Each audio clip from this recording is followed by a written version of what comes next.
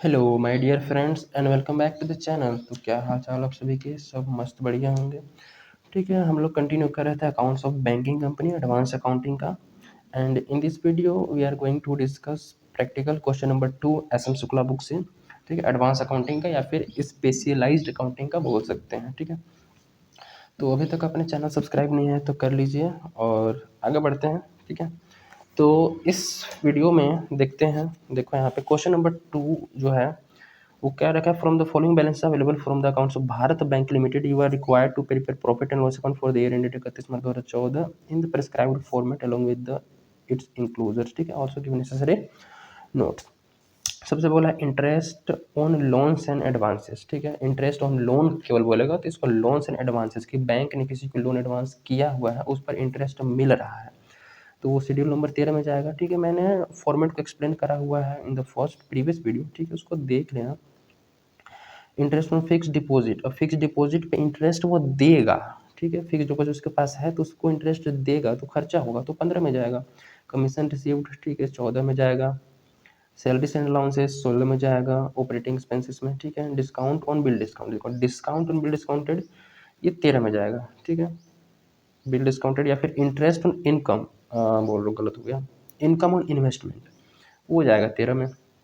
Interest on cash credit, तो cash credit एक तरीके से उधार बैंक ने दिया हुआ है उस पर इंटरेस्ट उसको क्या करेगा, मिलेगा। ठीक है, तो 13 में ही आएगा। Interest received on current account, current account interest receive हुआ है तो ये भी 13 में जाएगा।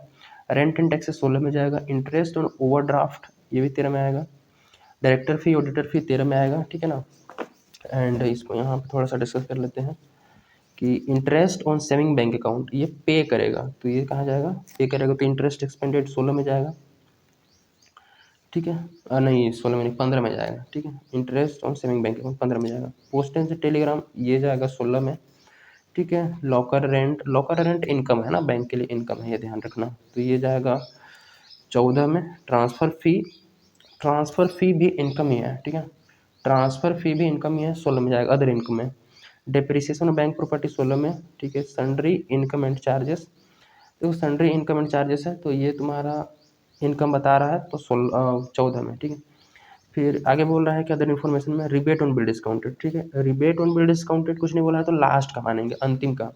और लास्ट का रिबेट ऑन बिल डिस्काउंटेड वो होता है कि जो हम इनकम नहीं मान रहे हैं इस बार, तो बिल डिस्काउंटेड में से जितना इनकम नहीं मानेंगे उसको माइनस करेंगे तो रिबेट ऑन बिल डिस्काउंटेड क्या करेगा, माइनस करना पड़ेगा। बैड डेट का प्रोविजन बनाना है 80,000 का, provision for income tax 3 lakh. ये दोनों चीज़ डायरेक्टली जो है प्रॉफिट एंड लॉस में जाएंगे, हमने ऑलरेडी डिस्कस कर लिया। इसका सोल्यूशन मैंने किया है तो मैं डायरेक्टली सोल्यूशन की तरफ बढ़ता हूँ, दिखा देता हूँ। ठीक है ना, ठीक है, ये देखो शेड्यूल नंबर जो 13 है वो इंटरेस्ट अर्न का है। ठीक है, रिबेट ऑन बिल डिस्काउंटेड 3,90,000। ठीक है, बुक में लिखा हुआ था। और एडजस्टमेंट में रिबेट ऑन बिल डिस्काउंटेड तो उसको माइनस करेंगे। रिबेट ऑन बिल अगर ओपनिंग का होता तो प्लस करते हैं क्योंकि वो पिछली बार इनकम नहीं माने थे तो इस बार इनकम मान लेंगे। और इस बार ये लास्ट का है। ठीक है, तो इनकम इस बार नहीं मान रहे हैं तो माइनस कर रहे हैं। तो 3,90,000 हमने डिस्काउंट पैसा रखा हुआ है डिस्काउंट काट के। ठीक है, जिसमें से 98,000 इस बार का इनकम नहीं है तो उसको माइनस कर लेंगे तो बाकी 292 बचा। ठीक है, उसके बाद इंटरेस्ट ऑन कैश क्रेडिट ये आपका शेड्यूल नंबर 13 में जाएगा 446। Interest received on current account ये इंटरेस्ट रिसीव हुआ है तो जितने भी इंटरेस्ट से रिलेटेड हो, डिस्काउंट से रिलेटेड हो और इनकम ऑन इन्वेस्टमेंट तो ये 13 में जाते हैं। इंटरेस्ट ऑन ओवरड्राफ्ट ये भी आएगा और इंटरेस्ट ऑन लोन ये भी आएगा। ठीक है, टोटल इंटरेस्ट जोड़ेंगे तो 16,48,000 आएगा। ठीक है, नेक्स्ट जो शेड्यूल है, क्योंकि प्रॉफिट एंड लॉस के केवल 4 शेड्यूल है, 13, 14, 15 और 16। ठीक है, तो 13 में इस प्रकार से, 14 में होगा कि कमीशन रिसीव्ड 16,400। ठीक है, अदर मतलब इंटरेस्ट के अलावा जितने भी अदर है यहाँ पे आ जाएंगे। Transfer fee, sundry income and charges and locker rent ये चीज़ 4 चीज़ें हैं, 23,200 ये टोटल। ठीक है, शेड्यूल नंबर जो 15 है, शेड्यूल नंबर 15 है वो इंटरेस्ट एक्सपेंडेड खर्च का है। इसमें 13, 14, 15, 16 में 13 और 14 जो दो शेड्यूल हैं वो इनकम के हैं और 15 और 16 वो खर्च के हैं। तो इंटरेस्ट ऑन फिक्स डिपॉजिट पे किया है 550। ठीक है, और interest on saving bank account ये पे किया है 136। तो ये टोटल हो गया यहाँ 6,86,000। शेड्यूल नंबर 16 यहाँ पे ऑपरेटिंग एक्सपेंसेस का, इसको देखोगे तो सैलरी एंड अलाउंसेस 1,08,000। ठीक है, रेंट एंड टैक्सेस ठीक है। 36,000 director fee, auditor fee, postage and telegram, printing and stationery और डेप्रिसिएशन ऑन लॉकर्स प्रॉपर्टी 10,000। ये सारे खर्चे जो को जोड़ लेंगे तो 1,71,000। ठीक है। अब देखो क्या करना है। सबसे पहले हम क्या करेंगे, प्रॉफिट एंड लॉस अकाउंट का फॉर्मेट बनाएंगे। प्रॉफिट एंड लॉस अकाउंट का फॉर्मेट बना के छोड़ देंगे, एक पेज में लगभग फॉर्मेट आ जाता है। ठीक है, फॉर्मेट बना के छोड़ देंगे उस। हाँ जी, हाँ जी, तो मैं बता रहा था कि सबसे पहले आप जब क्वेश्चन अटेंड करेंगे प्रॉफिट एंड लॉस का या बैलेंस शीट का, तो सबसे पहले क्या करेंगे, फॉर्मेट बनाएंगे। फॉर्मेट बना के जगह छोड़ देंगे, उसके बाद शेड्यूल बनाएंगे। शेड्यूल बनाने के बाद जो आंसर आएगा यहाँ पे, इसी को बस उठा के उसमें पुट करना है। जैसे शेड्यूल 13 का हमारा 16,48,000 था, तो बैलेंस शीट में शेड्यूल देखो, बैलेंस शीट में सबसे पहले क्या होता है, पर्टिकुलर शेड्यूल वगैरह लिख लेंगे।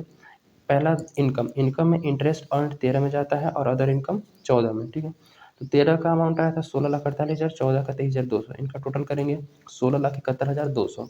ठीक है, उसके बाद एक्सपेंडिचर में दो चीज़ें आती हैं, इंटरेस्ट एक्सपेंडेड 15 शेड्यूल और ऑपरेटिंग एक्सपेंसेस शेड्यूल नंबर 16। ठीक है, तो इंटरेस्ट एक्सपेंडेड का टोटल था 6,86,000 और ऑपरेटिंग एक्सपेंसेस 16 नंबर शेड्यूल का 1,71,000। ये देखो शेड्यूल 16, ऑपरेटिंग एक्सपेंसेस का टोटल 1,71,000, बस यही वाला उठा के यहाँ पुट करना है। उसके बाद प्रोविजंस एंड कंटिजेंसीज, एक ये हेडिंग है, इस हेडिंग के अंदर जितने भी प्रोविजंस वगैरह होती हैं वो आती हैं। तो क्वेश्चन पे बोला है कि प्रोविजन फॉर बैड डेट, ये देखो बैड डेट का प्रोविजन बनाना है 80,000 का। ठीक है, तो प्रोविजन फॉर बैड डेट हमने यहाँ पर 80,000 का प्रोविजन बनाया और प्रोविजन फॉर टैक्स 3,00,000 का। क्वेश्चन में बोला था प्रोविजन फॉर टैक्स 3,00,000 का। ठीक है, 3,00,000 का प्रोविजन बनाना है। तो ये 15-16 दो खर्चे, मतलब 15 और 16 शेड्यूल के दो खर्चे और ये प्रोविजंस के दो खर्चे के टोटल खर्चे को हम क्या करेंगे, जोड़ लेंगे 12,37,000। अब थर्ड में आता है net profit for the year, A minus B. Total A हमारा इनकम का था, टोटल बी एक्सपेंस का था। तो भाई कमाई में से खर्चे को माइनस करेंगे तो प्रॉफिट आएगा 4,34,200। ठीक है, माइनस करने पर आया। प्रॉफिट ब्रॉड फॉरवर्ड, यानी कि पिछले साल का अगर कुछ प्रॉफिट दिया है तो उसको लिखेंगे, लेकिन वो तो है नहीं। ठीक है, तो उसको रहने देते हैं। तो 4,34,200 टोटल ये प्रॉफिट आ गया।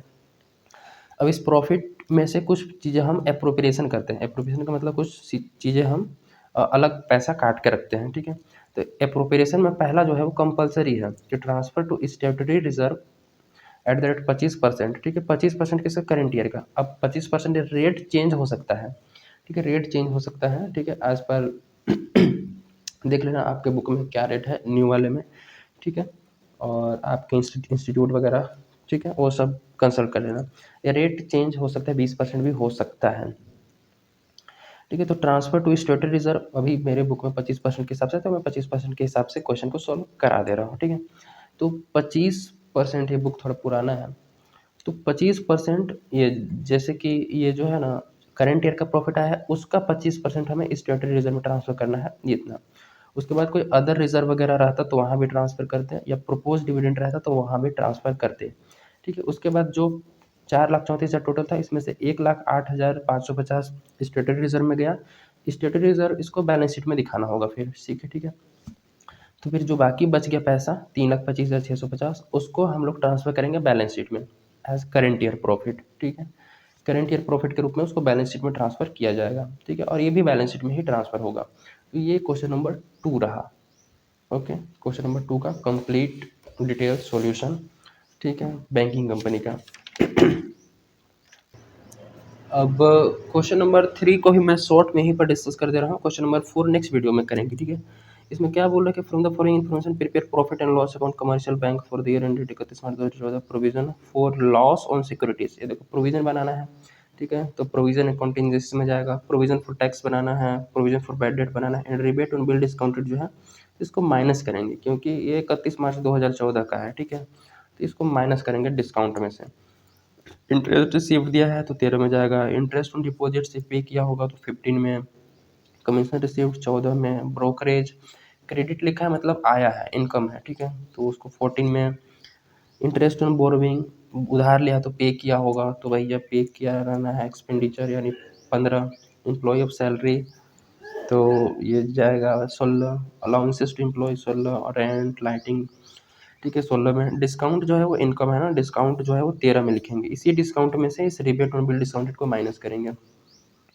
फिर रेंट मिला है तो ये 14 में, इंश्योरेंस ये खर्चा है, ये 16 में जाएगा। लीगल एक्सपेंसेस भी 16 में, ऑडिट फी 16, मिसलेनियस रिसीप्ट रिसीट हुआ है तो 14 में आएगा। डिप्रिसिएशन 16 में, रिपेयर 16 में, loss on sale of government securities, ये लॉस ऑन सेल, कोई भी सिक्योरिटीज या इन्वेस्टमेंट को सेल करने पे प्रॉफिट या लॉस आएगा तो 14 पे आएगा। मिसलेनियस एक्सपेंसेस 16 में जाएगा। टैक्स पेड ये 16 में आएगा। ठीक है, टैक्स बस लिखा है तो ये टैक्स पेड 16 में जाएगा। ठीक है, अब जो है वो आगे की बोल रहा है कि प्रिपेयर आपको क्या करना है, प्रॉफिट एंड लॉस अकाउंट। ठीक है, तो वो सबसे पहले फॉर्मेट बना लेंगे इस टाइप से। ठीक है, ये क्वेश्चन नंबर 3 का है।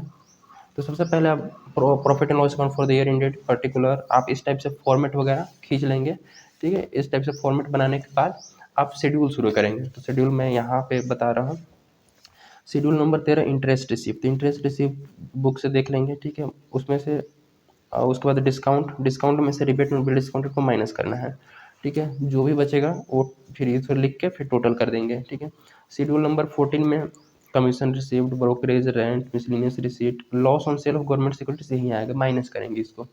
ठीक है, तो ये टोटल ये 14 का इनकम हो गया। 15 में इंटरेस्ट एक्सपेंडेड, खर्चा है, तो इंटरेस्ट का खर्चा, डिपॉजिट और बोरोइंग पे इंटरेस्ट पे किया था तो इंटरेस्ट का ये खर्चा हो गया।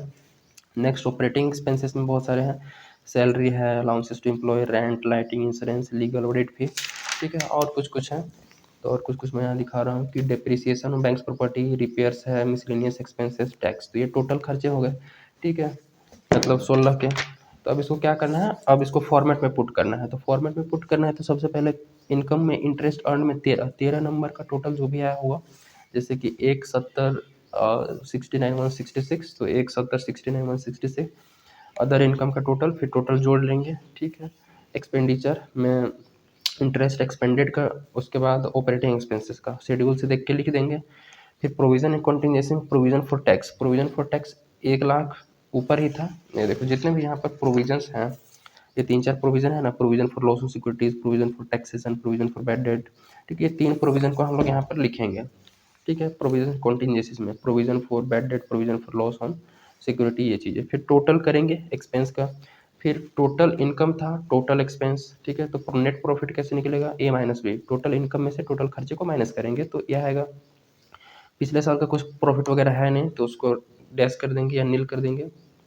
उसके बाद एप्रोप्रिएशन क्या कर लेंगे, 25% ट्रांसफर करेंगे स्टेटरी रिजर्व में करेंट ईयर के प्रॉफिट का, तो ये फिर बाकी जो बचा हुआ पैसा है उसको बैलेंस शीट में कैरी फॉरवर्ड करेंगे, balance carry forward to balance sheet. ठीक है, 4713 185 में से माइनस करेंगे 11 78 296, तो बचेगा 35 34 889। ठीक है, और स्टेटरी रिजर्व इसको जब बैलेंस शीट बनेगा तो बैलेंस शीट में लिखा जाएगा, इस प्रॉफिट को भी बैलेंस शीट में ही लिखा जाएगा। ठीक है, शेड्यूल नंबर 2 के अंदर बैलेंस शीट में।